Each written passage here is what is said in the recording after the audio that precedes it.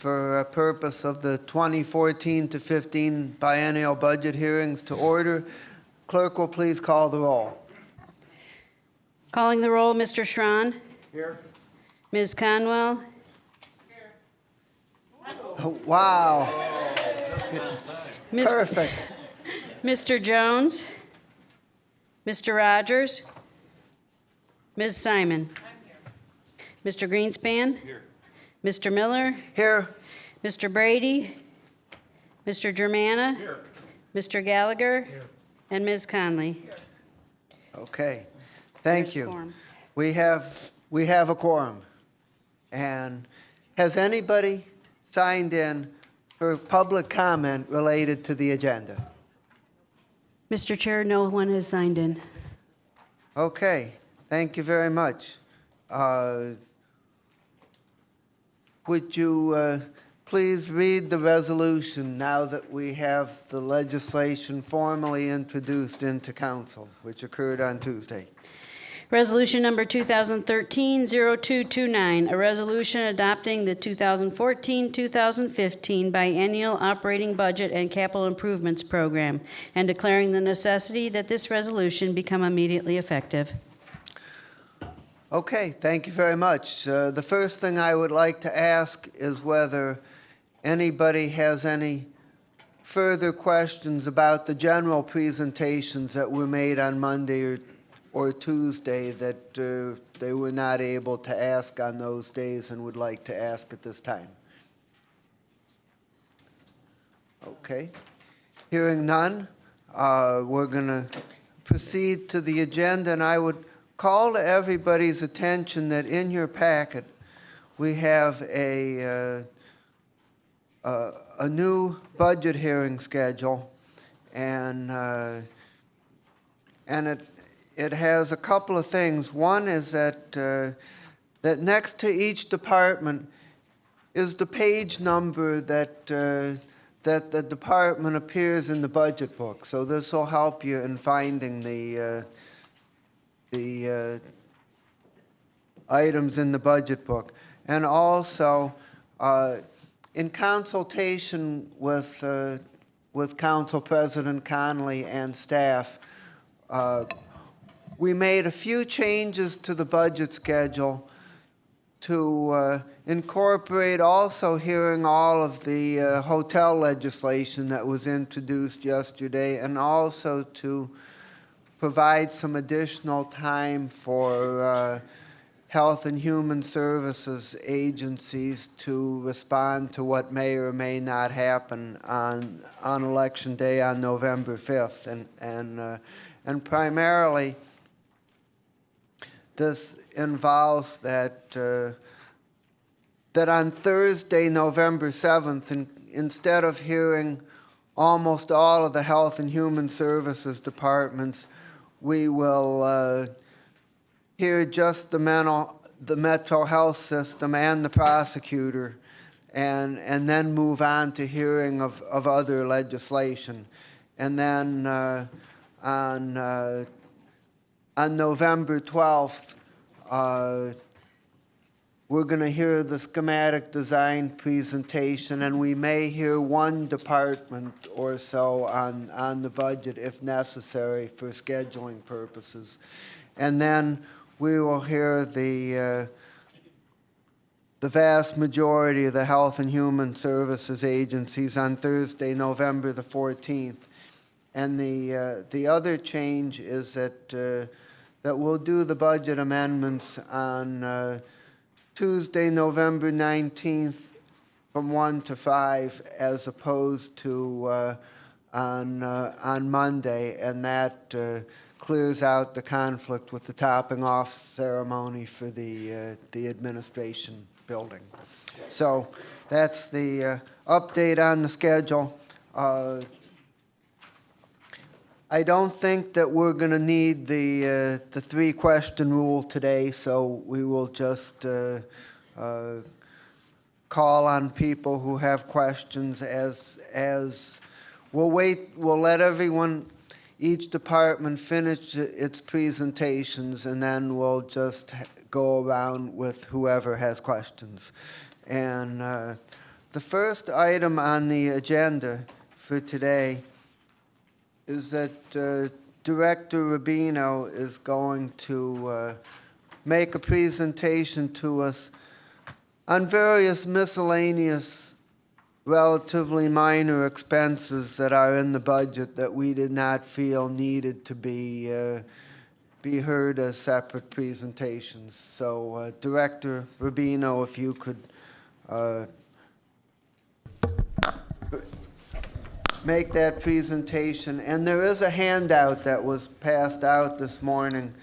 It's the title on the top of it is Non-Departmental Budget Accounts Summary of Recommended Budget 2014 to 15. So if you could refer to that, and the director will go over that with us. Thank you, Mr. Chairman, members of the committee. Matt Rubino, Office of Budget Management. What you have before you is a summary of what we refer to as non-departmental budget accounts. These are routine or statutorily necessary items that are in the county's operating budget each year or each biennium. So I wanted to just give you an overview, a brief overview on some of these. Many of them, as you'll see, are required by Ohio Revised Code. So they generally don't change very much from year to year. And most of them are administered by OBM staff with input from some related agencies. But I wanted to give you that information.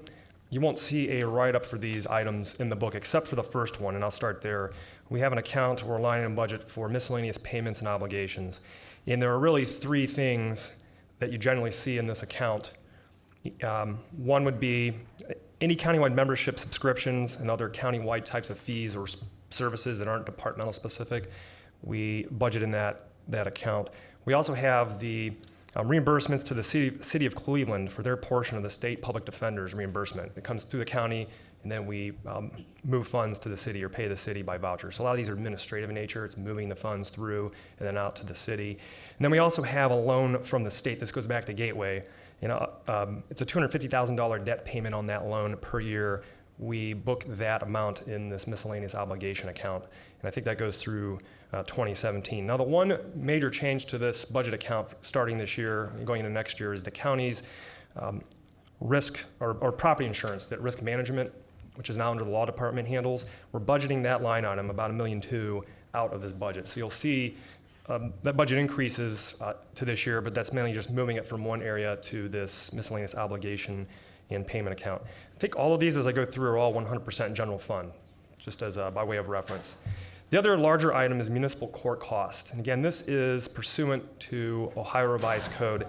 The county provides a subsidy for medical benefits and other compensation to, as you can see in the description here, of about a 40% subsidy of various health costs and salary costs for local courts. And it's about $2.8 million per year. Again, it's general fund. The payments are administered by OBM. Next one down, domestic violence. We're getting fees from marriage fees and divorce dissolution filings. That money, just under $230 for 14, is transferred to two organizations that involve prevention and support of domestic violence victims. Next one down, again, these are all administrative in nature. Vital stats, again, this is an ORC requirement. We reimburse fees to local registrars who may really do birth certificate processing, and that's just under $70,000 per year, again, general fund. Grace for indigents, again, another ORC provision. This one I have zero for right now. I don't think we have anything specific in the budget. This is more as needed, and there's certain criteria that can be met where the county can provide a subsidy or a payment for an indigent burial, and we provide those guidelines for you in this write-up. And then just moving down the list, Northeast Ohio Area-Wide Coordinating Agency, or NOACA. That is a separate organization, but the county does have a membership. So we budget that annual membership for this organization, which is a planning organization, as you're aware, $174,000 per year. Again, that shows up as a separate line item in the county budget. And then the last one is really an inactive account. It's called Bureau of Inspection, and you have the ability, if you want, you can track the cost of your annual audit in a separate line item account. When we consolidated the fiscal office, we moved the cost of the county's annual financial audit to the financial reporting budget. So that line item is no longer separate. It's rolled up into the financial reporting budget. It's about $650,000 per year for the next 2 years to engage with the state auditor's office for the county's financial audit. So that's what that account had been used for in the past. So that's the summary of some of the non-departmental things. Not that exciting administrative in nature, but they do go on an annual basis. You generally don't see much change in the level of allocation per year. And I think that's all the information I have. If there are any questions, I can answer them. Okay, I'd like to recognize the presence of Councilman Gallagher and Councilman Jones to the meeting, and to ask if there are any questions regarding. He's just been quiet. Quiet assassin. Is that a video game? And are there any questions to the non-departmental aspects to the budget? Hearing none, thank you very much. You're welcome. And next, we're going to move on to the county executive. Presenting the county executive's budget is the Chief of Staff, Matt Carroll. Good morning, Mr. Chairman, members of council. The county executive budget includes, as you can see, 10 staff covered by it. I wanted to point out that we had our bonding experience yesterday in our move to the new place, so we're all very excited about that. Even closer to you than we were before, so across the street. The county executive's budget includes some special assistants with various responsibilities, one deputy chief, administrative staff as well. We also cover within the budget our advocacy contracts for the state and federal government, and a variety of other smaller items, including our fellowships, some other expenses related to county stat and other aspects of the office. And in general, as you know, the county executive's office works with department directors and external affairs, and with many other groups that come in contact with the executive and with the issues of the county. So I don't have a great deal of other detail to present, but obviously be happy to answer any questions anyone has. I had one question, which is that at the top of the page, it lists recommended adjustments, a reduction of $207,543, but I don't see any later detail on what that consists of. Could you explain what that is? Mr. Chairman, the detail doesn't match the number, but the number I know includes a staff person that's no longer included. I believe it also includes, for the 2014 budget, you'll see a elimination of $120,000 that before went to Squire Sanders. And I believe the remaining balance is related to the items that are listed there. But I think the budget office could tell you exactly what gets you to the $207,000, but it's not listed in the detail on your sheet. You said the 120,000 was for? That had been a contract with Squire Sanders, with Congressman Stokes, for federal advocacy. Mm-hmm. And that's been eliminated for 2014. And I think from that number, that was in the original base budget, or when we had the previous 2-year budget, that was in that budget. So, and that's obviously been eliminated. Are there, Councilman Greenspan? Great, thank you.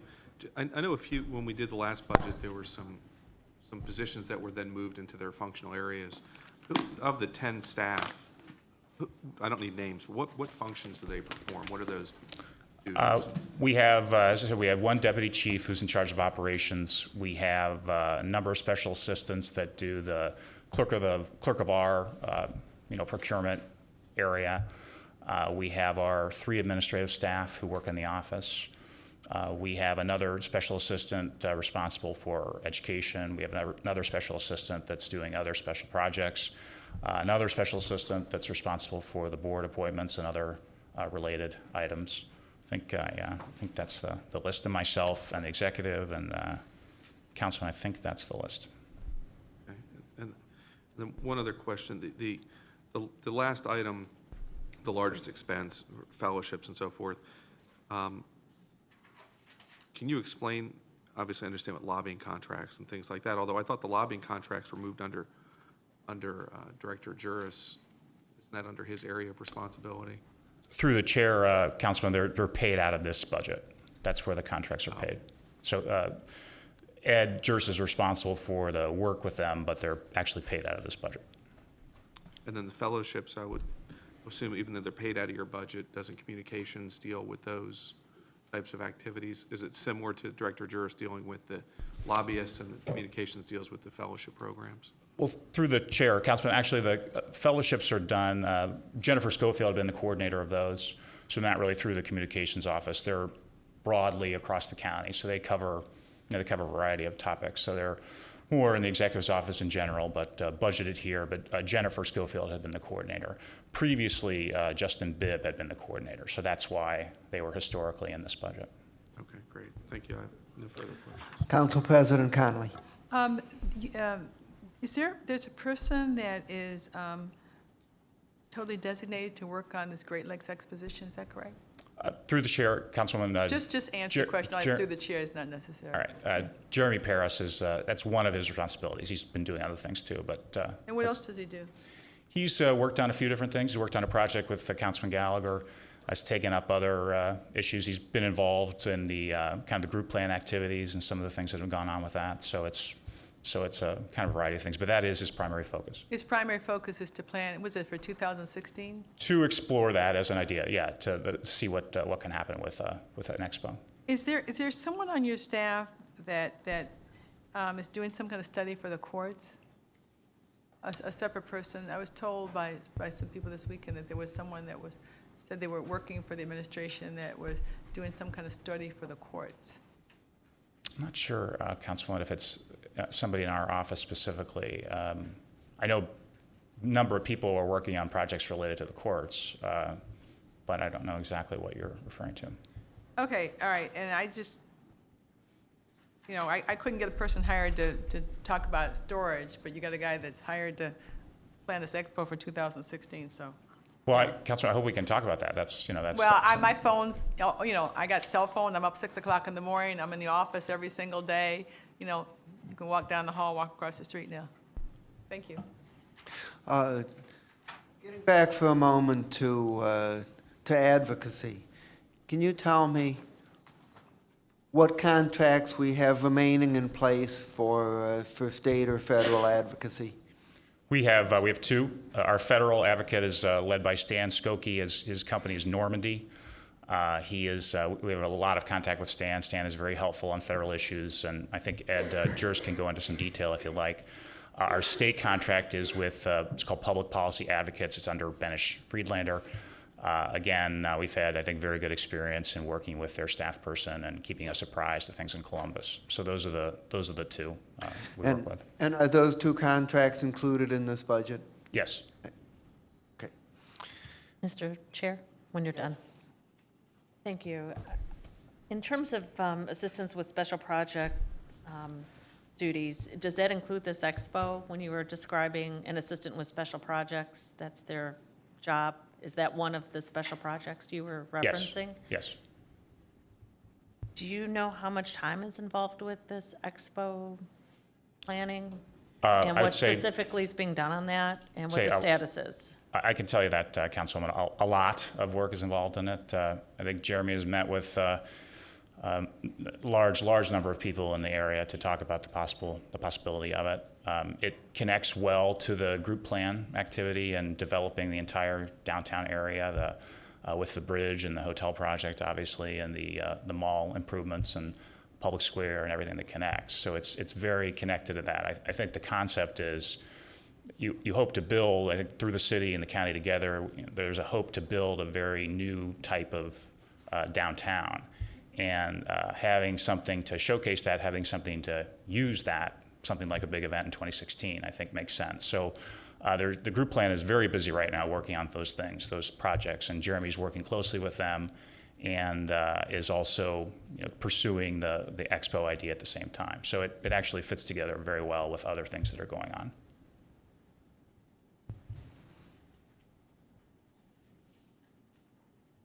And you're a member of the group plan now, right? Yes, You are? And so you're doing some of that work as well to be the liaison between the group plan and the administration? yes. And we have somebody else now who's involved with that? Well, Councilwoman, it is a very, to have an event like that is a very big, very big project, very big process. To come up with something and, look at what other cities and communities have done, something like the tech conferences in Austin and what that's become, and some of the other cities in the country that do major events like that. I mean, there's a lot of work that goes with it. I mean, I think Jeremy would be happy to present what he's been doing, but it's a massive effort if you really want to think about a serious, project. Mr. Chair, I would like that at some point. I want to get the status of what's happening with this project and how the time's been spent. Sure. Maybe I don't know enough about this Sure. type of exposition and what that will bring to the county. Thank you. Any other questions on the executive budget?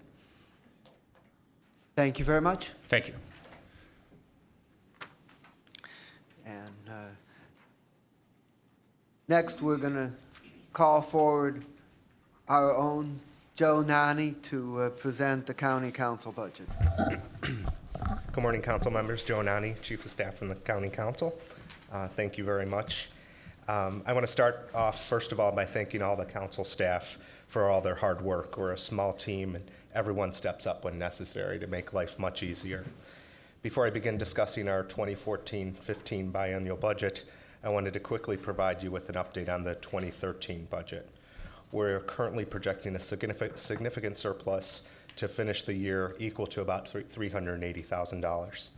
The majority of the surplus is due to not utilizing the budgeted dollars for the printing of a newsletter, as well as legal services and other miscellaneous expenses included to, but not limited to, controlled services, miscellaneous supplies, and planned capital expenses. One of the key highlights from the staff perspective this year is that we were able to get our legislation codified into the new county code, and all the credit goes to the clerk staff, law department, and the ISC. This online tool is easily provides quick and easy access to all the legislation the council has approved since the beginning of the new government. Our projected total year expenditures for 2013 are $1.52 million. Shifting to our 2014-15 biennial budget, our total budget for 2014 is $1,791,582, and our 2015 is $1,796,412. Our budget for 2014 and 2015 is less than our 2012 and 2013 budget by nearly 4%.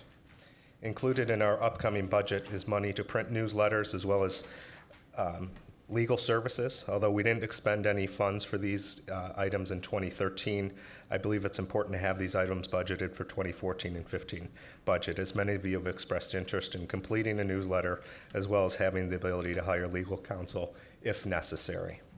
Our budget does not provide postage for a newsletter, but the cost of the printing for you to have copies for outreach events and even do mass email. The only new budgeted expenditure for 2014 and 15 is one additional FTE. This position would be for a communications specialist. The recommended position is derived out of discussions with the council president, vice president, and various members of council. This position would allow the council to provide a more proactive outreach approach to the public, which only increases greater transparency in addition to the steps we've already taken thus far. One of the areas that I believe from a staff level that we can improve on is informing the public what council is doing on a regular basis, as we do important things daily throughout committee and regular council meetings. If we proceed with this position in 2014, we will be able to reduce our existing communications contract from $50,000 to probably around $20,000. Also included in this budget is the lease for our temporary space of $70,000. However, the dollar amount is offset by controlled services no longer being in the budget, since we're in lease space and will be moving to the new county headquarters. Even with the lease and the one FTE, our 2014 budget is less than our 2012 and 2013 budgets, and will be even less when we reduce our communications contract. I wanted to quickly discuss a couple of the key initiatives, goals, and items we have coming up for the next 2 years.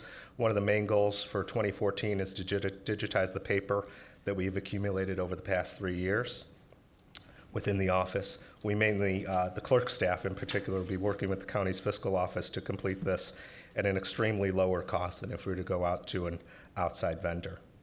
We've already started this process and look forward to completing in the next biennium. Next year, we should be able to roll out our new agenda software program, OnBase, which many of you are very interested in. It'll allow the public to search by county council districts and provide greater access to agenda on items, both for you guys as well as mainly the public. Finally, we'll be looking forward to moving into the new headquarters as well as working with the administration on the new hotel convention center project. That concludes my presentation, if you have any questions. Thank you very much. Any questions on the county council budget? Councilman Germanis, Mr. Chairman, followed by Sean. this is not directed to this in particular, but I'm just wondering in general, under the personnel services, is benefits included in all the various budgets? It should be in there. Isn't benefits listed separately? Yeah.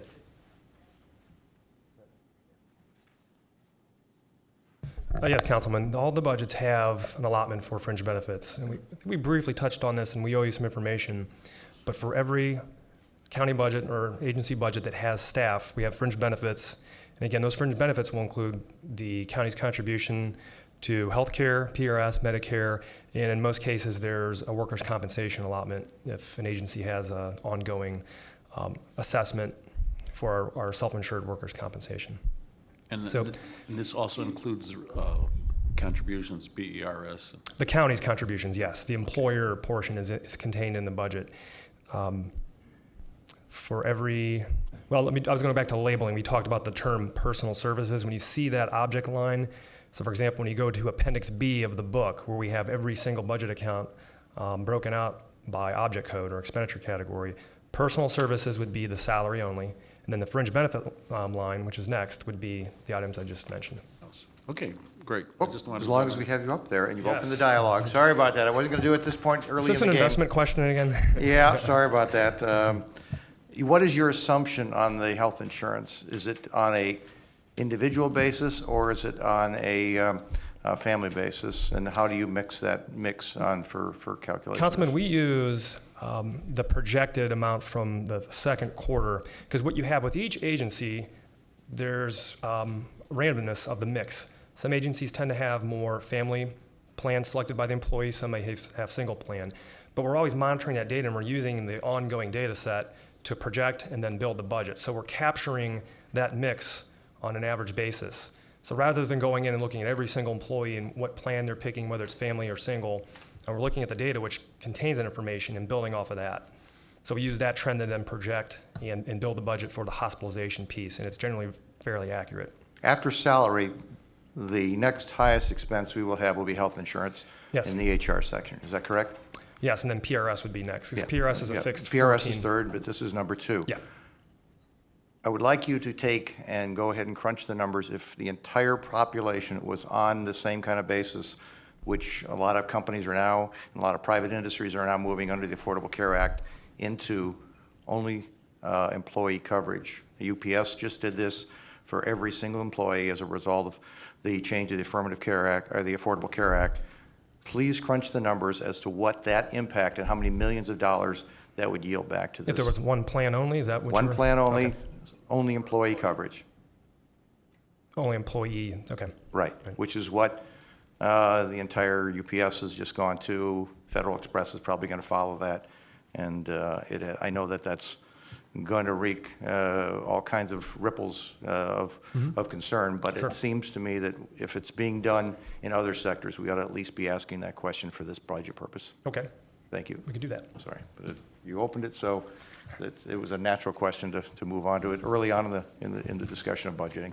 Now's as good a time as any. It'll be a monumental. On the simpler question, Yes. how do we budget for a newsletter without budgeting for publications and For mailing? postage? For postage and Well, mailing. I do have a number for postage. The only issue is that there has been discussions with the council members. There's a difference of opinion among council members whether or not we mail it or not. So we can budget for the printing of it, which is, we have our own internal print shop. which is very cost effective. So we can print as many as are needed if folks need, to go to a community meeting, things along those lines. But I would love to try to come up with a way that we could actually get that mailed out as well. Okay, thank you. Councilman Jones and Councilwoman Conwell. I think we've seen with the Plain Dealer, there's a new model for newspapers, limited distribution and an online presence. I think that's the approach we should consider, having an online presence, which will be a minimal cost, and limited distribution. You mentioned there's opportunity for savings in our other areas of our media contracts. Maybe those savings could be an opportunity to do limited postage. So let's Yes. consider that. And where are we timeline-wise as far as having that online presence of the newsletter, or just the newsletter itself? The newsletter itself is actually, we have the core. We basically have some, the way we were designing it was having generic articles that kind of cover all of your districts and what's happening around the county. And then really, we need to work individually with you to cover the kind of your homepage type idea, what's happening within your districts and things that you want to cater specifically to your area. But we do have the articles basically done and ready to go. It just takes time to meet with you individually to try to get what you want in your section. And currently we have the ability, and Khalil in particular has been working with the print shop. They're great over there in terms of not only the printing aspect, but the design and assistance with working with the programs to make it actually, look good. So. And The newsletter is important. Okay. People across the district, across my district, ask about a newsletter. It's a vehicle to inform. We, as I've said in some of my statements, we sometimes get too wrapped up in doing the day-to-day business, and we don't always think about being proactive and getting the word out about what we're doing and what we're prepared to do. Thank you. Ms. Conwell. Yes, through the chair to Mr. Nani, going back to your question of the communication specialist, I'm just wondering, do you know what was the price that we're putting into that? I'm just wondering if there was ever any discussions for us to maybe pay half and work with the administration to save some efficiencies on the communications department. I always kind of looked at it as a global to cover both and save dollars on both ends. I haven't looked into. I can look into the concept of doing a shared FTE type thing. Because their budget is, I'm looking at recommended budget would be $458,000. How much do we put in for? Well, it's one FTE currently that, and what we've budgeted for is a salary of $60,000. Maybe we could save something somewhere. Thank you. Ms. Simon. Thank you. In terms of the newsletter, I'm in favor of the newsletter, and I'm in favor of postage. I think senior citizens still are not up to speed on Right. online. Lyndhurst, I think, in the county has the largest population of seniors. They're savvy, but yet I think it would be really helpful to at least get some limited mailings out to our districts. People still don't really understand what the county does. Yes. It's this invisible layer of government, not so invisible anymore, but it needs to be out there. That's helpful. One thing I didn't mention about the newsletter too is the way we're designing it right now, the way it is designed, is that it can be mailed. So we've already incorporated the design into the ability to mail it. I'd like to see some money budgeted for Okay. some postage. In terms of sharing communication, I don't think so. I don't agree with that because of the different branches of government. I'd like us to, I'm not sure how much overlap there can be. We have different messages. We have we're a different branch. I think it's important to remember that. And the county executive office has the whole county, except I think for us now, they're streamlining it. I think it's just important we have our own message. There's ways to share, great, but if not, I really think it's important we have our own voice. Okay. Anything else? Councilman Germano. Since we're talking about this newsletter, I agree a newsletter is important. At the same time, as far as mailing lists, it probably should be people that are requesting it by mail, because if we're mailing to somebody that is is capable of getting this online, I think that's a waste of taxpayer dollars. And some people will be saying, hey, what the heck are they mailing me this for? I'm fully aware. Another strategy might be to have newsletters available at city halls, at the libraries, and let people know that, these newsletters are available there. And then try to proactively find out who wants to receive the newsletter.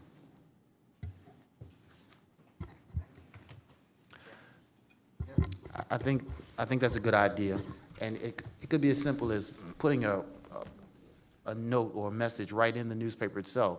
So as we distribute it within the community, those that want it delivered could simply cut out the coupon, mail it back in, and get a distribution. Okay. Anything else? Thank you very much. Thank you. Next, we will go to the fiscal office, Director Mark Parks, page VI-13.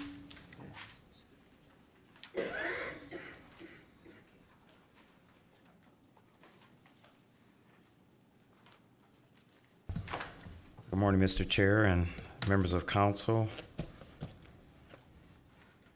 As far as the fiscal office is concerned, the fiscal office encompasses the whole financial enterprise. So although there is a section for the treasurer, that's also encompassed in these numbers.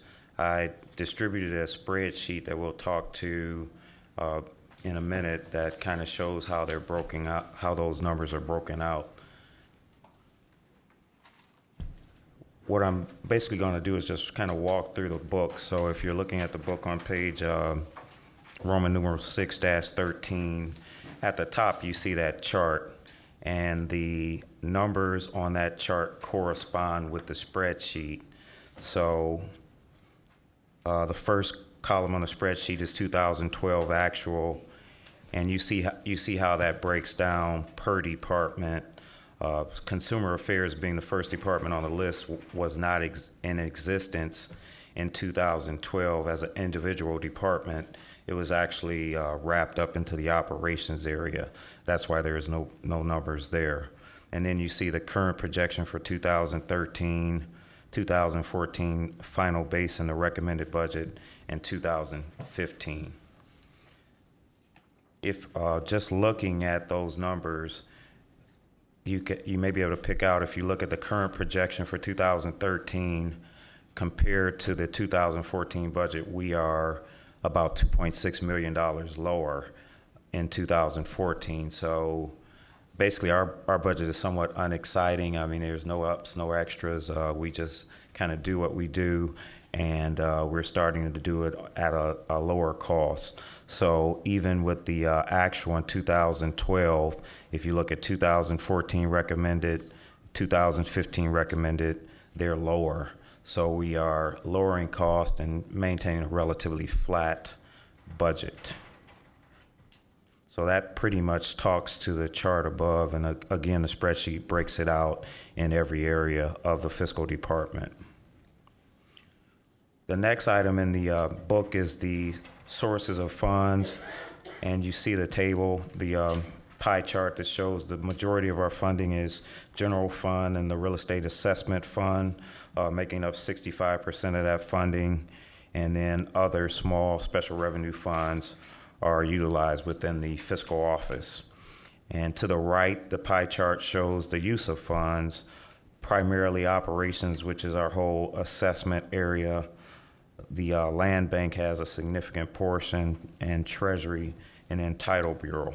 And then there's some brief explanations as to where those funds come from and the percentages below real estate assessment and general fund, as I mentioned, being the highest amounts, and then the tax certificate fund for the tax sales, and of course the land bank. This year, because we have lowered, well, in 2014, because we've lowered our expenses in the title area, we are allowed to transfer monies from that area to the general fund. So in the 14 budget, we are moving $500,000 from the title administration fund to the general fund to support general operations. And that's based on some of the efficiencies that we gained in the title area. And now moving on to the next page, Roman numeral 6-14, there's a chart that basically talks about the base adjustments. These were the adjustments that OBM made to get our budget back to where it should have been based on some one-time expenditures. The first item is a revenue for, excuse me, the tax assessment fund. It was over budgeted, excuse me, and it's probably based on a straight line model versus the systematic approach and how the income actually comes in. Then we have $532,000 worth of attrition positions that went away that were not filled, and then we had some savings and contracts. Excuse me, 300,000 of that it was for our computer systems, which will be pre-encumbered and rolled over into next year because it's doubtful that we'll get to that project this year. And then we have the 5.2 million. That was the distribution from the savings on our sexennial reappraisal.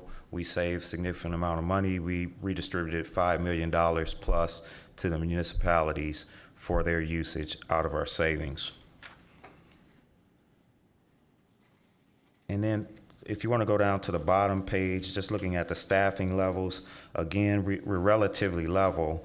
And a couple of things stuck out. From 2011 to 2013, we lowered our cost by $4.2 million in staffing.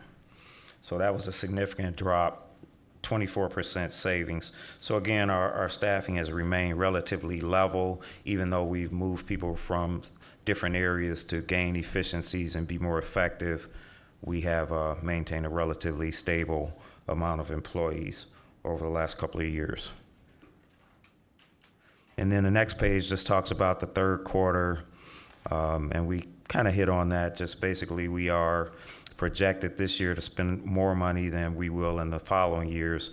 So we have eliminated some of those one-time costs, and in the next upcoming years, we will have a lower budget. One of the major one-time items is we are updating our scanning area to take on some larger jobs. We've done a cost benefit analysis to determine that it would be cheaper for us to do it in-house than to contract it out. So we will be doing some larger scanning, expanding our microfilm area to serve the county at a lower rate. So that's one of the increases in staffing that will be coming in 2014. And the only investments or initiatives that we have coming are the 2 computer systems. For the Treasury area, we are looking at a real estate tax system. We're very close to selecting a vendor. Projected cost about $6 million on that. And then the other system is the overall ERP system for the entire county, and we're in the RFP process for that. The ERP will result in long-term savings once the work processes are defined and refined to fit the entire government. That investment should pay in savings for years to come. And that is the completion of my presentation. If you have any questions. Director, is Jeanette Wright here? And Jeanette Wright is here.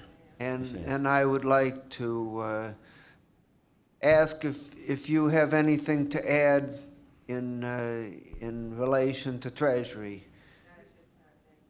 Okay. Okay. So, Ms. Conley, followed by Germana and Simon. Good afternoon, good morning. I see you managed to survive the rapid. I was going to take the rapid night.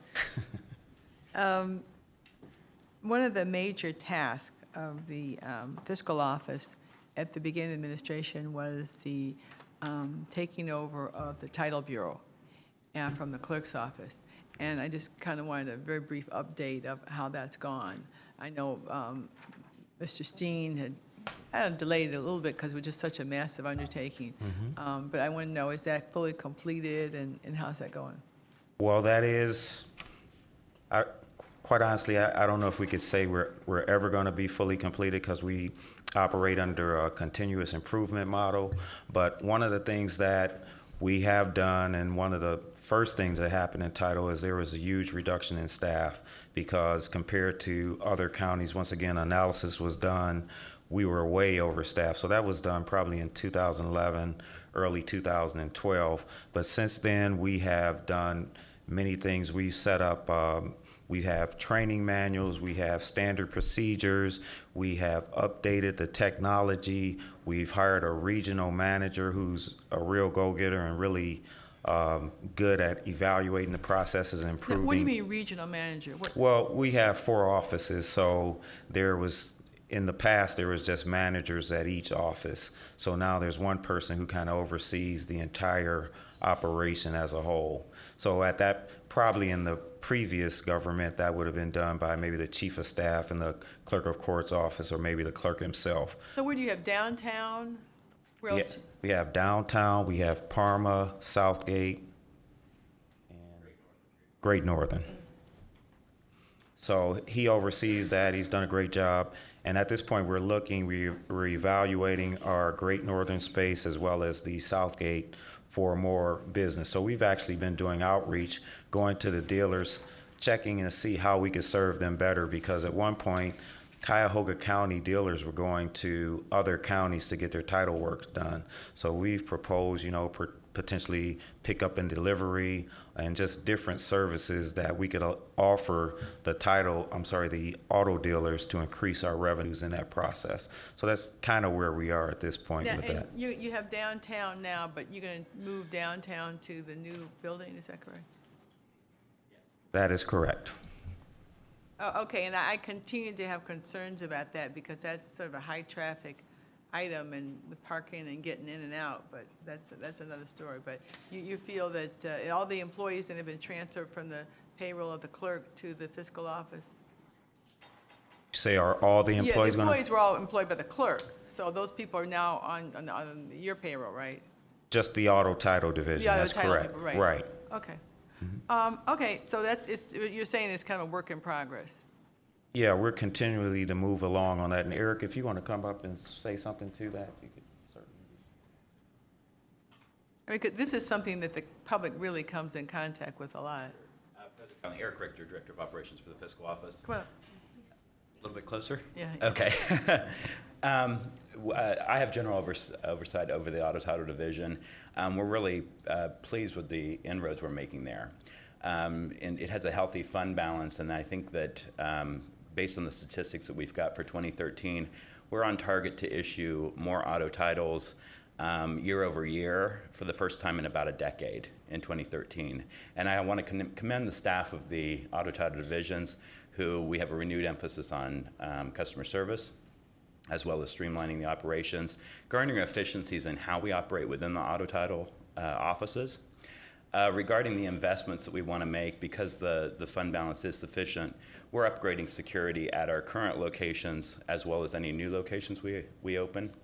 There will be a presence in the new administration building, but we're also exploring the opportunity of opening a branch in the northeast quadrant of Cuyahoga County to better service the dealers that are in that part of the county, as well as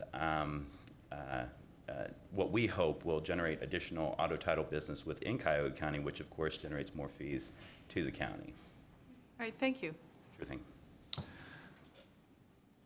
Councilman Germanin.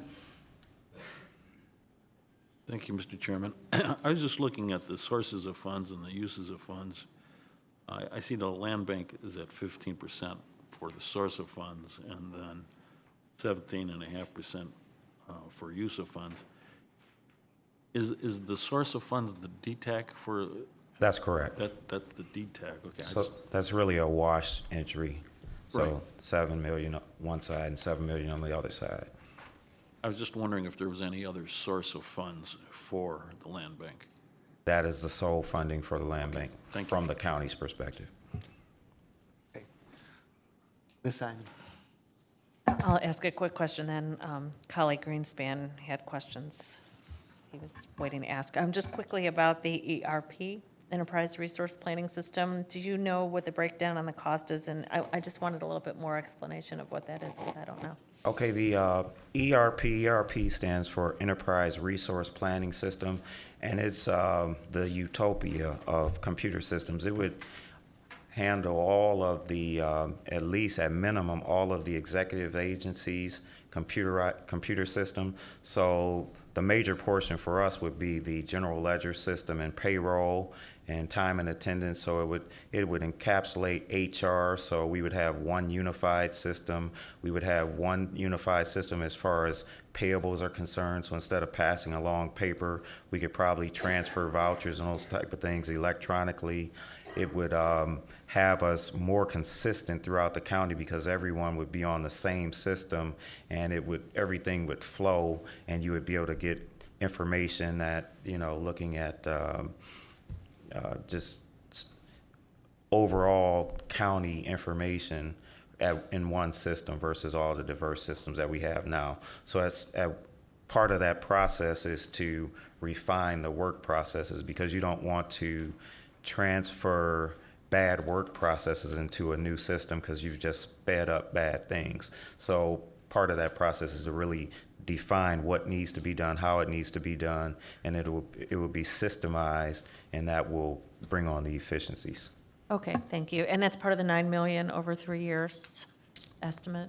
That's correct. And I understand that the walls are still up with technology, that the communication's not great when we're trying to streamline all the different departments, still communications.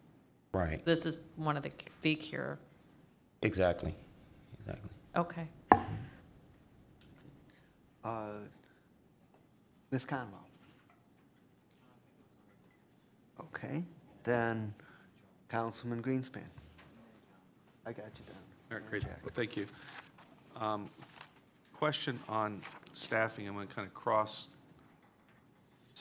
cross-reference back to the IT section, which we haven't heard yet. But in the IT on page 11, it talks about IT consolidation included transfer of information personnel in 2012 from the fiscal office, justice, so forth, resulting in an increase in personnel services in this budget, being the IT budget, and decrease in other agencies. But then in the fiscal office budget, it talks about increasing for staff transfers from IT. So is there a conflict there? Who's getting, who's losing, whose budget should have more, who should have less? Because one budget says we're transferring folks from IT to fiscal, and then the other says the opposite. And where are you on page 11? I'm All sorry. right, page 11, under the 2014-2015 budget overview, second sentence in that paragraph starts the IT consolidation included the transfer of personnel, which resulted in personnel services in this budget, being the IT budget, being decreased and other budgets increased.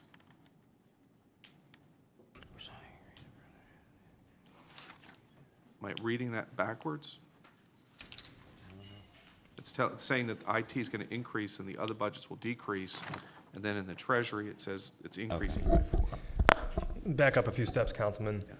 When we consolidated IT, and this is the first question you have about the IT budget, we moved IT staff specific to areas around the county, whether they're in fiscal. So for example, the staff that work on a daily basis with the appraisal system or the real property, staff like that were actually IT staff were moved under the consolidated IT budget. The change you're seeing this year, the recommended change, is actually some administrative staff that are over in the IT business services area, bringing them into the fiscal office since they're already doing things that are either operational or financial related when it comes to ongoing operations. So for example, you have someone maybe who's in the business group at IT right now doing contracts and procurement. The idea is bring that person over into the OPD division of fiscal since they're already doing that type of function. And I think a few of the others are also business related, whether they're reviewing contracts or countywide purchasing or other items, including the cost plan, because IT does have a cost plan, even though they're in the general fund. So looking at areas where the function that person or position is doing are more related to the financial services aspect and the IT aspect, and bringing them into the fiscal office. So this is really ongoing realigning of resources when it comes to staff. But the main moves of staff to IT happened as part of the 2013 update, where we looked at people that do IT work, technical work on a daily basis, and grabbing most of those folks and putting them under the IT budget. So this is slightly different. So net, it's a wash for Correct, it is a going wash. forward. They're both Okay. general fund, yeah. All right, it was just, you understand where I was Yes. going with that, okay. This may be more of there's a philosophical discussion. This council's debated the discussion about whether to fold the treasurer under the fiscal officer or not, but right now, the way it stands, the treasurer is a separate appointed entity. That's correct. Why then, and this may not be directed at you, more of a strategic issue, why then is the treasurer, from a budget standpoint, folded under the fiscal office and not its own standalone agency, as the charter currently has it mandated? Right, the treasurer still has its own separate index code, so it does not necessarily roll up into, so they have their own spending authority, they have their own index code, so even though we show it consolidated, they still are separate from an operational standpoint. And I'm And this- I'm a believer that the treasurer should report into the fiscal officer, but that's not what the law says right now. The law That's says correct. right now, it's separate. So does the fiscal officer operationally does the treasurer report into the fiscal officer or to the executive? The treasurer by charter does report to the executive. Then why is the treasurer's budget under the fiscal office budget? This is how it was set up initially, but again, they have their separate authority, and we don't cross those lines. So we cannot transfer, for example, treasury employees to fiscal because it's a separate authority without them going through the job posting and that type of thing. Mr. Carroll's not here. That's probably a more strategic decision. The scanning positions that we're talking about bringing on board, why are those not, well, let me ask this question. Are they set up as a separate business unit? Because I know there's been discussion, Mr. Juris has talked about as a service offering to communities where we'd be able to scan documents, and we talked about warehousing of municipal records, for at least a reimbursement. Is that being set up as a separate entity whereby it can almost, where maybe it's not an enterprise fund, obviously, but where we have an opportunity to bill those services out? Right. In the current structure, we are able to bill those expenses out, which we have done over the years. So if there's a fee for service, they collect the money and then it's deposited. Once again, I guess maybe more strategic. If we're going to be in the business of offering a service to municipalities or school districts, whatever political subdivision, of scanning documents, would that be more appropriate as a function to be under IT than under fiscal, and fiscal then and the other departments within the government could contract with IT? Isn't it more of an IT function than a fiscal function? We're talking about the scanning of documents. Forget the subject matter, the actual process and function of scanning documents. Would that be better served under IT? No, actually, that portion of the office is the former recorder, which is one of the functions of the fiscal officer. So that fits directly under the fiscal office, and it has always been separate from IT. And it's not, they have, computerized equipment, but it's not directly related to that process of IT. Okay. This may be my last question. Under the other considerations on the bottom page 15, it talks about the splitting of the technology investment, the $9 million over 3 years between, the general fund, between three sources. Where is that in the capital improvements budget? That the $1 million out of the general fund, or is that a reserve on demand? That's actually it is not in the capital improvements budget. It's actually in the budgets of these separate entities, in these separate funds that are listed. So for the general fund itself, is it included, if I go to my roll-up, is it included then in the budget of the fiscal office, or is it included under the IT reserve? Correct me if I'm not correct, but it's out of Treasury, right? For the general fund portion. Yes. That portion is coming from Treasury. It's included in the treasurer's budget? That's so correct. It would then be in looking at the operating expenditures, it would be under general government? Correct. the $1 million is there, not coming out of the IT reserve, and it's not in the capital So improvement. we've made adjustments. We talked about refinement. We make adjustments to the initial starting point budget. We went in and looked at, the treasurer in particular has multiple funding sources that are in that pie chart. So we've allocated costs, the annual costs of that real property system in the operating budget now that we know with a good degree of, I think, certainty what the cost will be on an ongoing basis. But the idea is, and going back to finance and budget policies, always utilize resources aside from the general fund when you can. And that's what we're doing with this 14-15 budget. And let me just add, Mr. Rubino, while you're up there, getting back to the treasurer, conversation regarding its budget being included in with the fiscal officer, are there any other charter mandated positions, because the Article 5, where their budgets are commingled with another budget? Not that I can think of. Now, they're not commingled. We're Well, not presenting them commingled, together. but Correct. they're folded. They have right. They have separate budget authority. And this is the only one where it's included. I believe so, under just two. because we're looking at a part of the idea behind consolidating fiscal, in my mind, and this is third year now under this, is what can we do to emulate the way municipalities do finance? Municipalities, and I worked for the city treasurer, separate appointed authority, but we still operated as a single unit for operations and management. We still presented at the high level a consolidated budget and plan for each year, but we still have separate authority and separate budgets when you get down to the detail. And you'll see in Appendix B, those budget accounts for the treasurer are separate. So it's more of presentation. But again, I think it's made a world of difference to have the treasurer, the fiscal officer, the budget director, and all the other directors within fiscal along those same lines, that consolidated finance department model. And don't get me wrong, I Yeah. agree, I I know the 100% question, but I agree want to with you. explain it. Presentation is one thing, but in actuality and practicality, it is a appointed authority.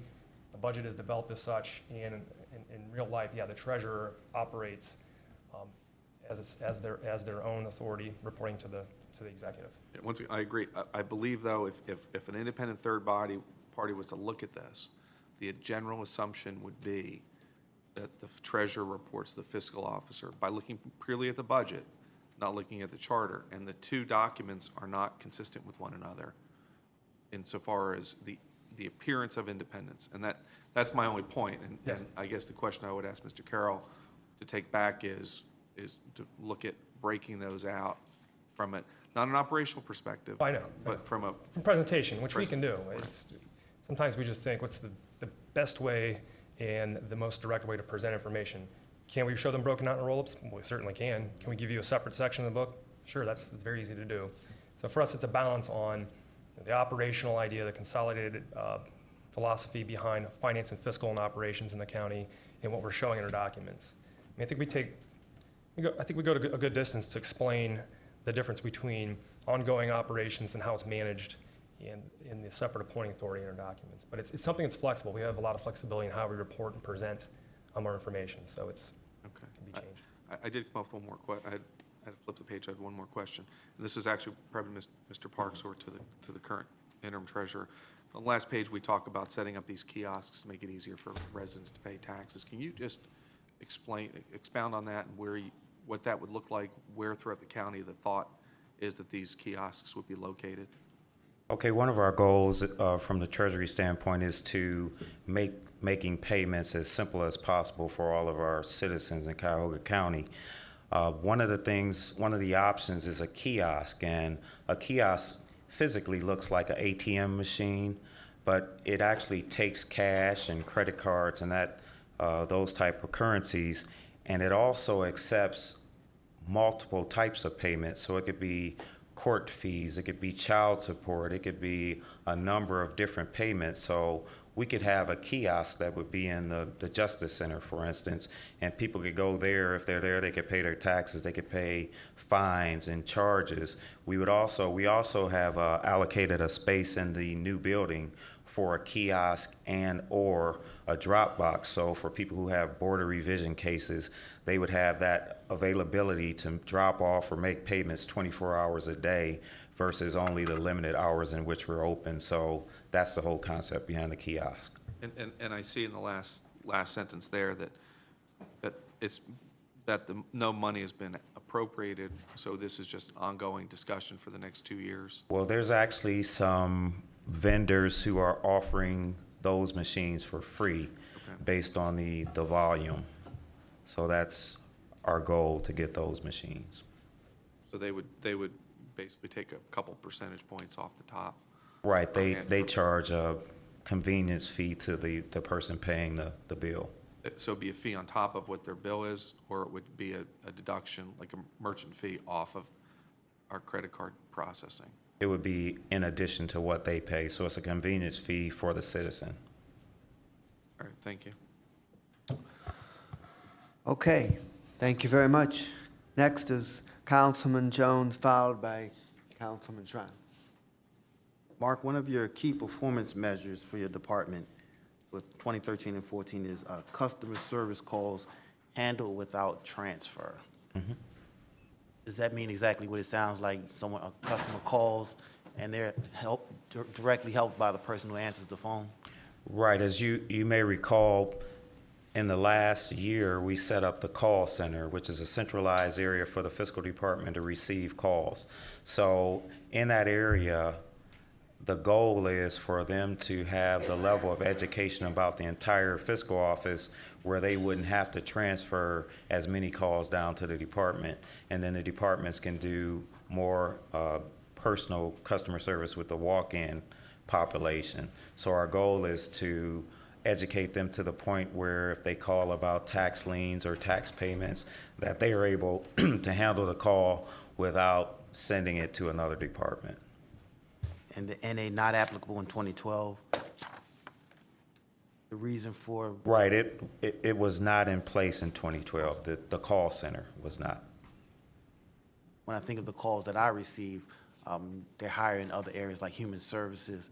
The calls I get that would impact your department are people delinquent, but usually it's at the end. So to me, that implies they've really been talking with the department. It's only when things hit the fan with their parcel of properties that they end up calling my office. So that sounds like you're doing your job there. Oh, thank you. Thank you. Councilman Tron. Thank you. Mr. Parks, your headcount number looks like it's going to be the highest, at least forecasted, for since 2011. 6% over previous year, if I'm understanding this correctly. How much of that is attributable to what we just have heard about IT transfer, and how much of this is non-IT? Okay, the IT transfer represents 4 individuals, and then a good portion of it is those new people for the microfilm center. That's 14 employees right there. So that's the bulk of that, and then there's just some additional vacancies throughout the fiscal office that are in that number. If I'm understanding correctly, it looks like it's 25, so it's 25 additional from last year's budgeted number.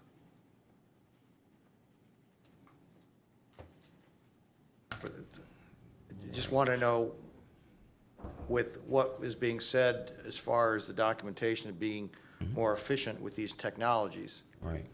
and when the numbers are actually looked at as far as the full-time equivalents, they look like they're going in the opposite direction Well, of technology improvement. Right, so 14 for the microfilm center, plus 4 that are coming from IT, that takes you to 18. We have the Consumer Affairs Department that was not in existence prior to this year, and that needs to be staffed with, I believe, 3 additional people. So that takes you to 21, and then there's just a couple of other vacancies that would be full. So it's really those 3 items, the people coming from IT, the microfilm new initiative, and then the Consumer Affairs. So that's the bulk of those, and those are all, standalone, one-time situations. Having been familiar with ERPs and rollouts and the challenges that can result in, do you have a go-live date for the fiscal officer and treasurer officer fully live on our general ledger and all those aspects under the new ERP system? Okay, there's actually 2 systems. We have the tax system and then the ERP. Right. The tax system is very close to a vendor being selected, and there's a good likelihood that that would be started this quarter or the first quarter of next year. The ERP system is still in the evaluation of the ERP and not as close as far as selecting a vendor. So it could be third quarter of 14 or early 15 for the ERP implementation. Okay, so some of the early discussions about ERP in the county from now almost 3 years ago that we're going to be live with a new ERP system about a year and a half ago, probably were a little premature, it sounds like. That's all right. I understand what it takes to put an ERP system in. It's a monumental task. And please calculate longer time than what you anticipate, more training than what you ever thought, and then oops time for it to all go take place. So, and I would highly suggest you run in a dual capacity, if at all possible, for a period of time, so you can make sure that we don't have any drops in data. The kiosks that was brought up, is there any internal fees that we're going to be picking up as a result of that transaction? In the one model, there is not. That one, they put the machine there at no cost and the consumer pays the fees. There's another option where we would pay a fee and the consumer would not. So it's really maybe a philosophical discussion as, you know, which way do we want to go? Do we want to make it more convenient for our residents and have them not pay a fee and we pay, you know, from our budgetary standpoint, a small amount, and they get the benefit of that, or the other direction? How many transactions are we forecasting we think we would actually have people using it for these various items that you listed? I mean, are we looking at 20% of our tax bill coming in this way, 50%? What's your business forecast, and how's it, and where do you show it trending? I mean, if you're looking at doing a new system, then you must have forecasted how that system is going to impact the customer base and what the deliverables will be on that. So I'm just asking, if we're going down this path, which is another extension of the ERP system, basically, because this is a way in which we're feeding data into the general ledger, ultimately, is where this is going to go. Right. What we really looked at when we were evaluating the different methods of payment was reducing the traffic in person. So to give you a number, in the last billing, from the previous billing to the last billing, we went from 800,000 payments online to 8 million. So it went tenfold. So our goal is really to push the traffic away from the counter. So, and it looks like she left, but Judge Connolly at one point was not pleased with the wait time in the lobby. So we're really trying to push the in-person payments out, and that's really our goal. So we really haven't considered the metric as far as how many payments that are going to be on the kiosk, because we're looking at that no-cost model, and it's not a cost to us. And okay, well, I guess I'm just trying to get to you're trying to push traffic through these new technologies, and right. You said it's a goal. Right. What is the goal? The goal is to minimize the in-person payments. No, so, but that's aspirational. I want to know by X. Right. Because then X then translates to head count. Right. So if you're reducing paper over the counter, which is what the council president suggested, if you reduce it by 50%, that translates to X amount of personnel, which then translates to savings to the taxpayers. That's what budgeting is all about, it seems to me. So that's what I expect when we sit here to hear those kind of responses, is to here's where I'm going to go, here's what 2 years look like, and here's how we're forecasting to do all these things. Right. So I have not developed a number specifically for kiosks. We have projections for online and external payments. Right now we're at about 30,000, and we're looking to increase that to 50 in the upcoming year. But for kiosks specifically, we have not developed a target. That's still in the formative stage. Okay, the two of them to combine, what percentage are you looking to forecast by next year and then the year afterwards? So we can translate that back to the 333 people that we've got in this department. I would say 40%. 40% of the work of these elements are going to come in through a digitized format directly to hit our general ledger. That would be a goal, yes. Okay, that's exactly what I'm looking to hear, that kind of stuff. And then that obviously will translate to numbers of piece of paper going through the desk, which then translates to budget savings for the county. Exactly. Okay, thank you. Okay. Ms. Conwell? Yes, through the chair to the director. My colleague Greenspan touched on this, so I didn't ask the question because he had already asked it about the treasurer and the fiscal department. When I looked, I didn't see a breakdown for the treasurer, so I was just wondering, could we get a breakdown for the treasurer's expenses? It wasn't listed and nowhere in the budget. It just said fiscal office. It was under the fiscal office. Right, so if you look at this spreadsheet I provided, the bottom 5 categories, those are all treasurer. Okay. But they're nowhere in the book, correct? They're not Okay. separated in the book. And so we didn't get the sheet until today, so that was, my second, Councilman Conwell, they are in the book, Appendix B. Remember, if you go back, it's in the back of the budget plan. There's about a 40-page report that is every single operating budget account broken out by expense category. So we'll tie back to that. So just make that clear.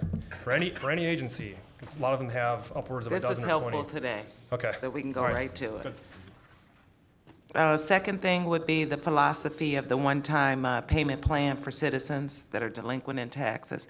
This has been a concern for citizens that are in my district. The county used to have a 2-payment plan. So can you explain to us what was the philosophy behind going to a one-time payment plan? The reality is we offer 3 plans. We don't like to put that out there because we would like to get them up to date with one plan, but a residential, a person who owns their home has 3 options to do a payment plan. It is the commercial entities that only have 1 option. I've heard that, but then when, I've taught, I think all staff or employees are not clear with that message, because I've talked to a couple of staff myself following up on constituents' concerns, and, they've said, no, we went to the 1-payment plan. So it's either going to be, universal, that it's a 1-payment plan for commercial, and that the home property owners are going to be given 2 chances. It should just be made clear across the board, because it depends on what staff you talk to in the department. And I want to be clear. I don't want to be able to say, I go out and say, well, you're only allowed 1 payment plan for commercial property, but then you have 2 for your personal property, and then they call an employee and they say no. That makes me look like I don't know what I'm talking about. So I followed up personally, and I know that certain employees say different things. So I'd appreciate if you could get that clear. So we're hearing this clear. For commercial properties, they get 1 payment plan. 1 payment plan with a maximum length of 24 months for a commercial property. So once they pay that, once they get out of that payment plan and successfully complete, will they ever, in the future, 5 years down the road, be ever, okay? No. Is that the same with the property, personal property? That is, so with the personal property, they have up to 3 payment plans. They can span them as far out as 5 years. We try to get them all within a 24-month period. But the same with that, it is 3 and out. So there is no more options. And it really follows the property, not necessarily the person. Yeah, it does follow the property. I've had some incidences with that, with land contracts and all that, so I'm very clear with that. So Mrs. Jones comes in, she's delinquent on tax. I'm just using that as a sample, I'm sorry. We debit his check. Mrs. Greenspan, okay? She comes in, Jones is a common name. I just want to be clear, because I get these calls all the time, and I'm sure you do too. So, Mrs. X comes in and she successfully pays her delinquent taxes off for her property. Everything's going good. She has a time span of maybe 1.5 years before she falls in trouble again. she comes back for that same property, is it the same or any property that she owns? Same parcel. For the same parcel, she comes back in and has trouble again.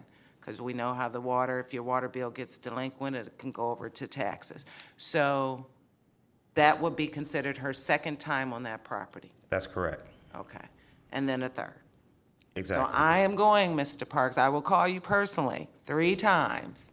I don't want to advertise it. I know you don't want to advertise that, but there are some seniors that are in situations that need more than one time. They're on a one-time fixed income, and we have foreclosures, so it doesn't make sense to me if we're on one end sticking them and we know the situation that they're in, that we have to bend, we don't want more foreclosed houses. So that's my whole, Right, and that is, I get a lot of these. you may recall that I have a banking background, but one of the things that happens in banking and corporations is it's a balance, because when a bank loans money and the person ends up delinquent, you still want to have a good relationship, so you have to kind of treat that person with some type of dignity, and we definitely take that over in our office. So we really work hard to help our people pay.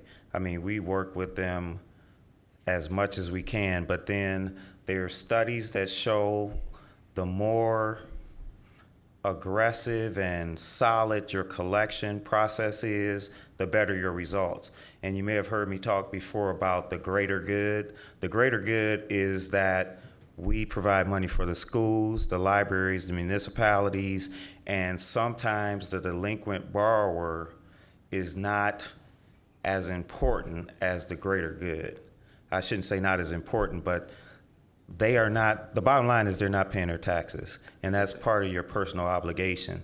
So when we're balancing that, we definitely try to work with the people, because we understand the economic situations that people are going through, and the worst thing we want is somebody out of their home, because that doesn't help us either.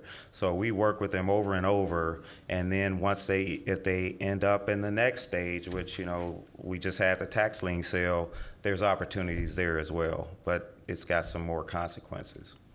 Yeah, I understand that. I don't want everybody to be given a free ride. I do understand that you have to draw the line some places. We have seniors on one end that has fixed incomes. We have other individuals that may have lost their job, so they didn't have any, they fell behind, but they found a job. So those are the individuals that the leniency can really, really help, because they now have employment and can pay, so there's no need for them to be put out on the streets. Personally, I have been looking, because I know a lot of people, and there are people who have situations. So I've been looking for ways that we could facilitate, like the fixed income people and the older people who have these challenges. And I would certainly charge this council if you have some ideas to help us out, because we do want to be in a position to help those people sustain their homes, because the worst, I'm getting old, so at some point, who knows? I may be in that situation. I don't want to lose my home either. So we are looking for those type of solutions. And I think you have and I'm not going to belabor this too long, I believe you have the one, the monthly payment plan, that they can pay their taxes on a monthly basis versus every 6 months. And Right. I think communication of that needs to get out. I try to put it out there. Many people are still shocked, like, oh, I don't have to wait for this 6-month plan. And I think that is something that the communication department could really push for individuals that are on a fixed income, that they can incorporate that as a monthly bill, sit down with you guys and figure out what they would actually have to pay. Right, and we have that on our website. And then there's another area where most people default, is because what happens is you pay that monthly payment, your payment plan, but when that first half or second half bill becomes due, which could be it could be $500, it could be $1,000, you have to pay that to not go into to default. So what we're trying to do is work out amortizing that payment as well with the payment plan. So instead of getting that $1,000 hit, they've paid that in addition to their monthly plan. So when they get to that point, then they would be able to pay their current taxes. And the success ratios, we have done numbers on that, the success ratios are higher with that format of payment plan. So we're working on it. Thank you. Director, the financial reporting section, does that include the controller? Yes, sir. It does, okay. Just wondered where that was. And also the real estate assessment fund. That's the second largest source of revenue. Yes. Can you explain where that money comes from and what purposes it can be used for? Okay, the real estate assessment fund is the county's portion of the settlement. So when we collect all those property taxes, there is a portion that goes to the cities, the libraries, the parks, et cetera, and there's a portion that comes to Cuyahoga County. That is what the real estate assessment fund, where that money comes from. Is that a collection fee as opposed to the part of the property taxes itself? Well, it is our portion, so it would be, you could consider it like an administrative fee for collecting the taxes, but it's not in addition to the taxes from the taxpayer standpoint. Is it simply our share of the property taxes, or is it a portion that we get for collecting the taxes that goes into a fund for administrative purposes? It is our share of the property taxes. Okay.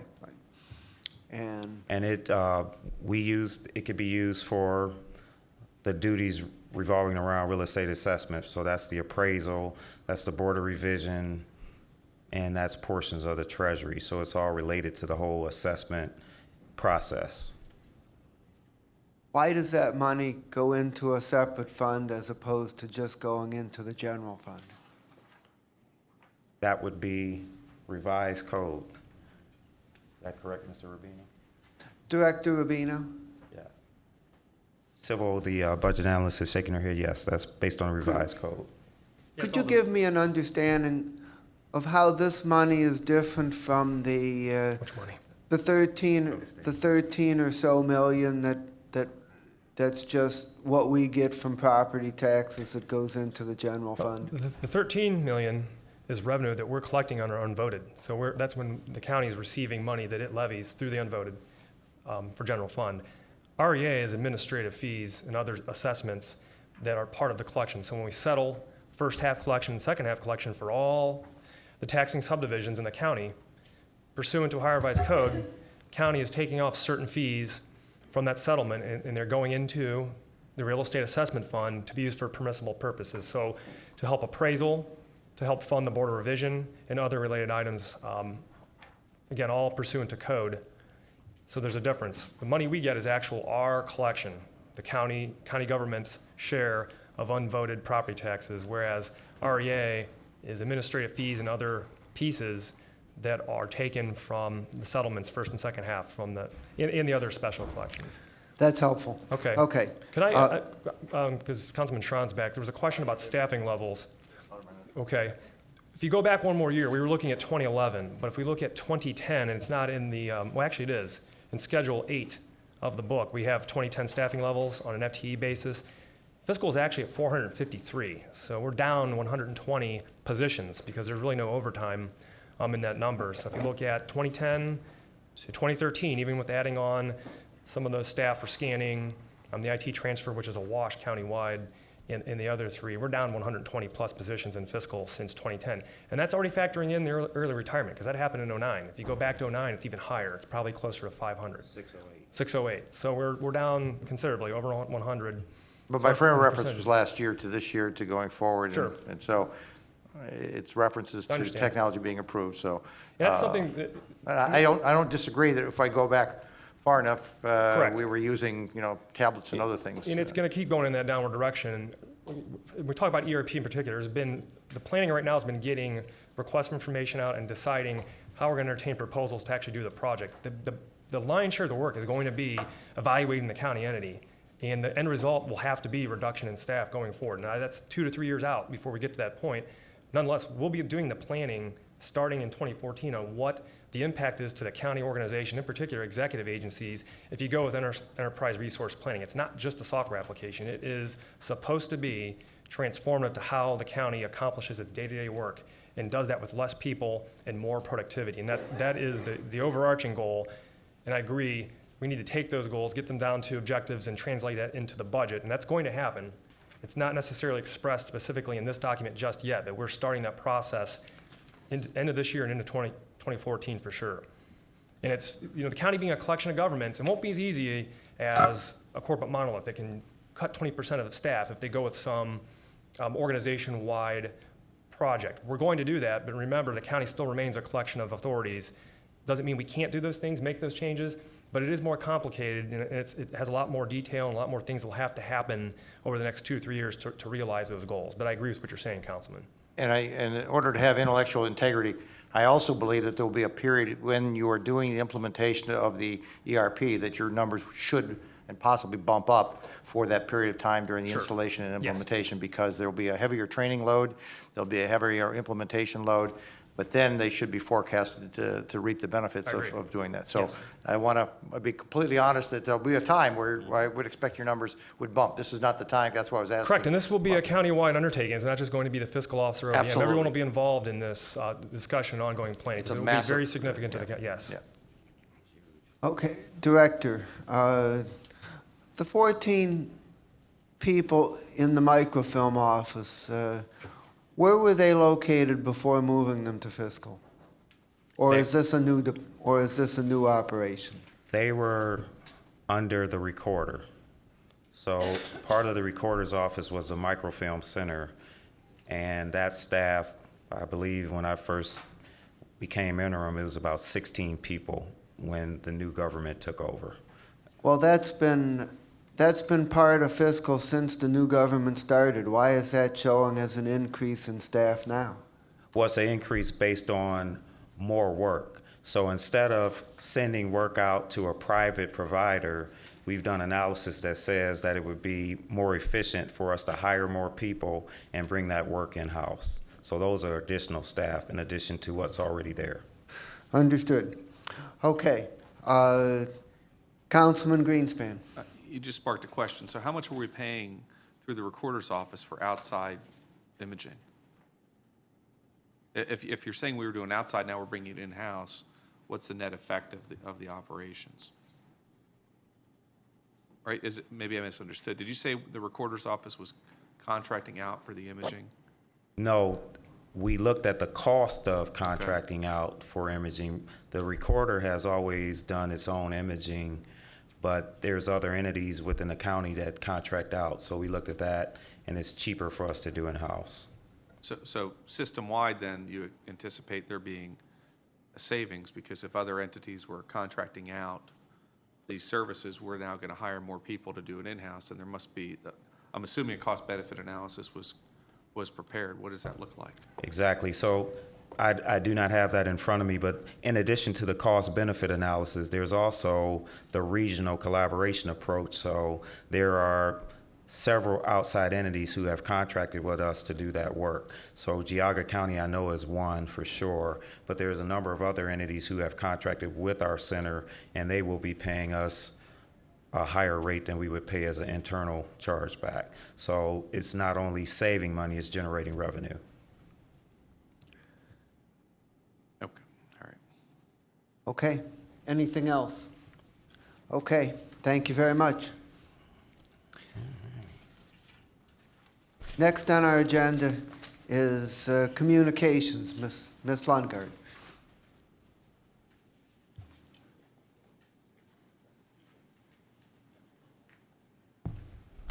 Good morning, Mr. Good Chairman. morning. Welcome. Thank you. Mr. Chairman, members of the committee, thanks for the opportunity to present to you today our 2014-2015 Department of Communications budget. Department of Communications, as you may already know, was created by ordinance in late last year, late 2012. So 2013 has really been our first full year of operations. The mission of the Department of Communications is to manage an efficient, coordinated approach to our external communications with the public, which is most frequently the news media, and to also conduct internal communications with our own county employees. Our department serves all the administrative departments and offices in the county. We perform such tasks as composing and issuing news releases, managing a social media presence, planning public events and press conferences. The department is also charged with developing some public materials, and we assist other departments and offices with compliance in the county's public records law. We are a general fund department, and our 2014-2015 budget, like our current budget, is primarily personal services. The Department of Communications is 6 FTEs, and currently we have 5 of those FTEs on board. There are 3 communications specialists, a program officer, and myself, the director. As I mentioned before, since this is our first full year in operation, all these employees have been brought on this year, including myself. I began in April.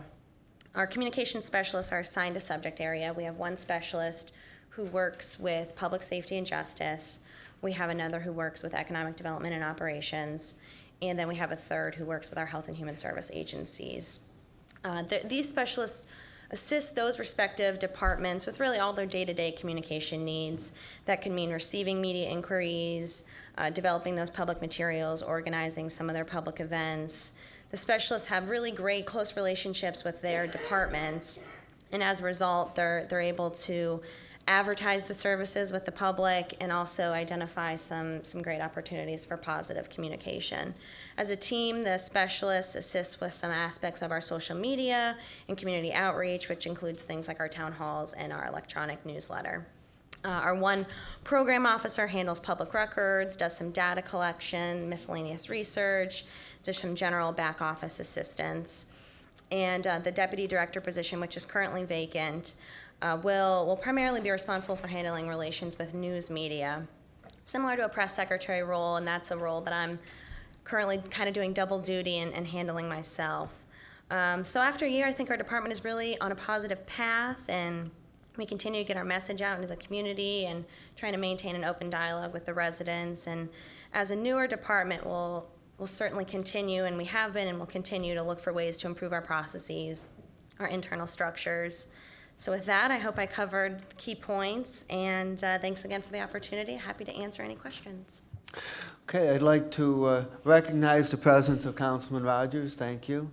And I think it has been a very useful consolidation that previously have been scattered around a number of other departments. So I think so far it's working well. Questions? Ms. Conwell, followed by Rogers. Through the chair to the director, I had mentioned earlier regarding when county council was up here giving their budget, and I don't know if you were in the room, but I kind of stated, was there any dialogue with communication, the administration and county council actually utilizing, so it can be efficient dollars in having the communications brought out for both sides. And I know all my colleagues, some didn't agree with that, thinking that we needed our own, but do you think that would be a possibility that one of your staff could be designed just for county council? What do you think about that? Well, the way our staff is currently structured now, they're really specialized in their departments, which I think has been a really effective way to advertise county services. So like I mentioned, we have our specialists who understand what the departments do inside and outside, and they really do a great job of getting the word out on services. And then they find positive stories that papers want to run, that TVs want to run, that also advertise the services. So when we get a nice win, we can hopefully get that into press and use that as a jumping off point to get the word out more about what we're doing here at the county. So it's been a really good setup from that structure, is to be sort of a centralized location in one department, but to understand what the departments do on a day-to-day basis has been a successful structure for us. So pretty much sticking with the primary focus of what the administration does is. It's been a successful adding on model. another. Mm-hmm. Okay. Mm-hmm. Thank you. Okay. I would share that following this presentation, we're going to take a short break so that if anyone wants to start their break early, they can do so. Not here, out there. And next is Councilman Rogers. Thank you, Mr. Chairman. Has the the consolidation, I know, one of the main reasons why we started this office was because most departments had their own communication staff. Are there any departments that still maintain their own communication staff? To my knowledge, and I unfortunately can't speak on too many of the details because that was prior to my time as director, so I don't really know the ins and outs of that consolidation. But to my knowledge, there's no public information officers left remaining in the county. There's one open role in the medical examiner's office, which used to be filled by Pal Caesar, that is currently vacant. So that's a position we'll have to look at to figure out how that can best be filled and really stay in line with our philosophy of having a centralized communications, but also fulfilling the needs of the medical examiner. Sure. The last time your department reported out, and this was early on in the creation of the department, it was talking about having a consistent look on materials that are distributed. So does everything still, are things vetted through your department as far as all the materials that are being sent out, or and how many would you say, do you guys just do you sign off for content and the look, or do you actually develop materials for people in their departments? We definitely try to have a streamlined look. That's the goal, and we've been working closely with the departments through the specialists to get that message out there that we'd like to have a uniform, streamlined look.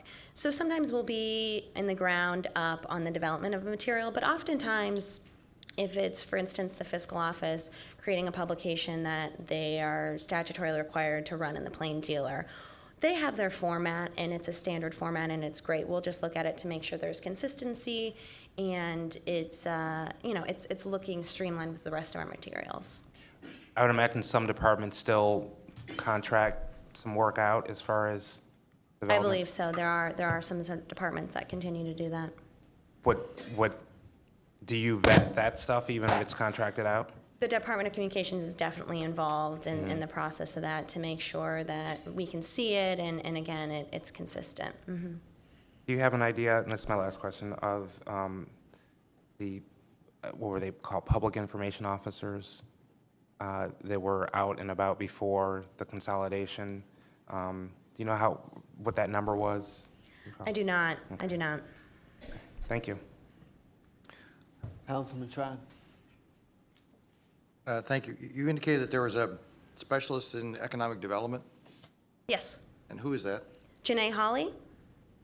And how long has she been there? She would have started late first quarter, early second quarter of this year. Late first quarter, early second quarter? Around So- March, April, right around the time I began as director. Okay. You might suggest that she comes to some of the Economic Development Committee meetings, or Yeah, definitely. the Economic Development Commission that was yesterday. I mean, just would seem to me it would be a great place for her to at least get to meet Yeah. some of the folks, and I would welcome her to, I'm involved with economic development, so I'd welcome the opportunity to meet her, to make sure the message of what we're creating is actually the message that she's receiving or delivering out there. Definitely, and she actually has been making concerted effort to be a part of those economic development meetings. I know she's been meeting with the deal team some, trying to get understanding of the ins and outs of how the process works. Well- Yesterday, though, we were moving, so I don't think she was able to stop over. Well, at the risk of I don't want to be piling on from the council president, but we are the other half of the government, and we are the ones that actually do the legislation for economic development.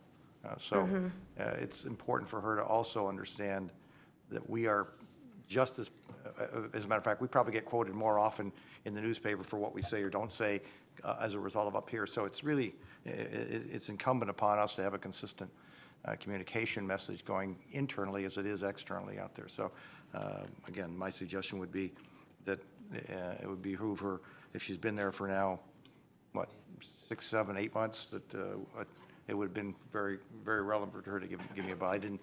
This is the first time actually hearing about this position, so I appreciate that.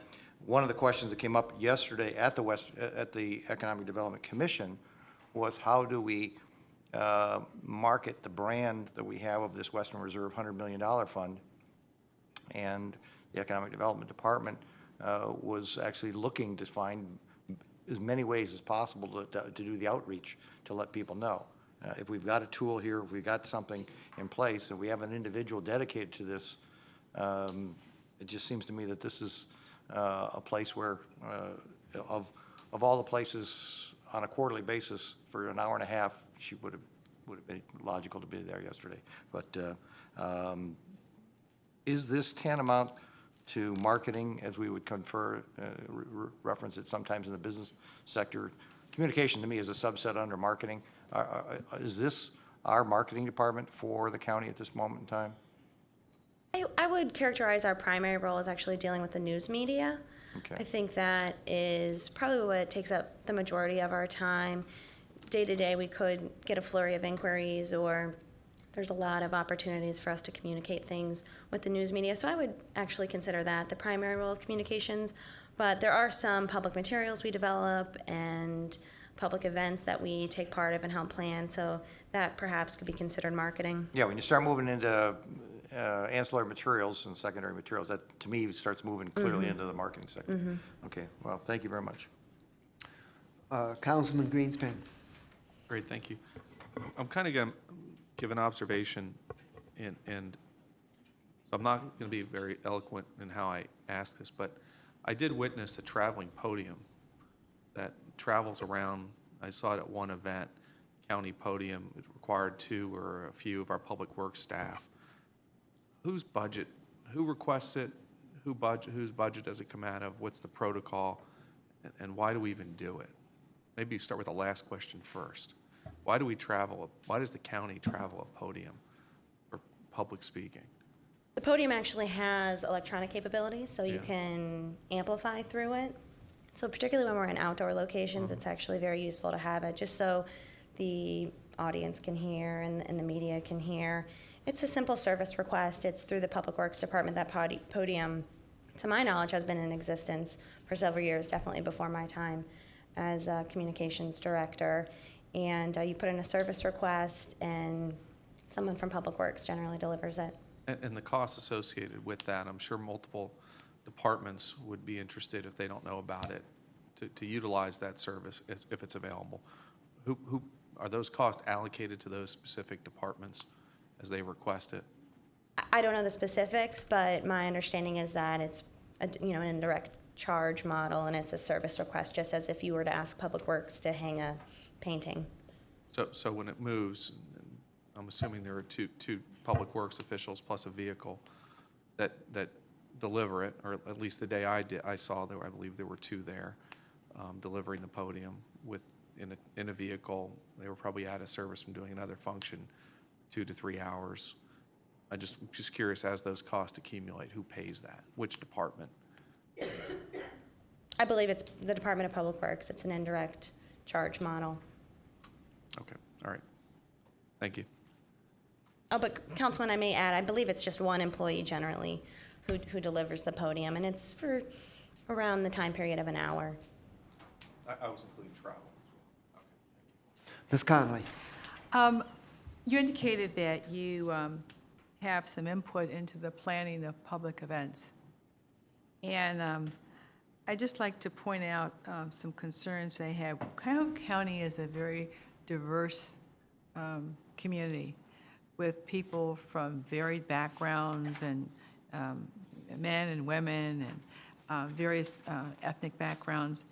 And it was brought to my attention at both the ribbon cutting for the convention center, where I was the only woman on the podium, that every other person on that podium except Leon Bibb, who was this master of ceremony, and I think it was Reverend Hilton Smith, everyone else was a white male. And I had women come up to me and say, well, we're 50% of the population. It'd been nice to have some other women up on at the ribbon cutting. Also at the Global Center, when they had there was the sister from St. Vincent and Mayor Jackson. And there were no other women, no other minorities, Asians, Hispanics. It seemed to me that if we're going to sell this community to the wider population and say that this is a place where everyone is included, it seems to me that at some of these events, that we would make these these podium guests somewhat reflective of our population.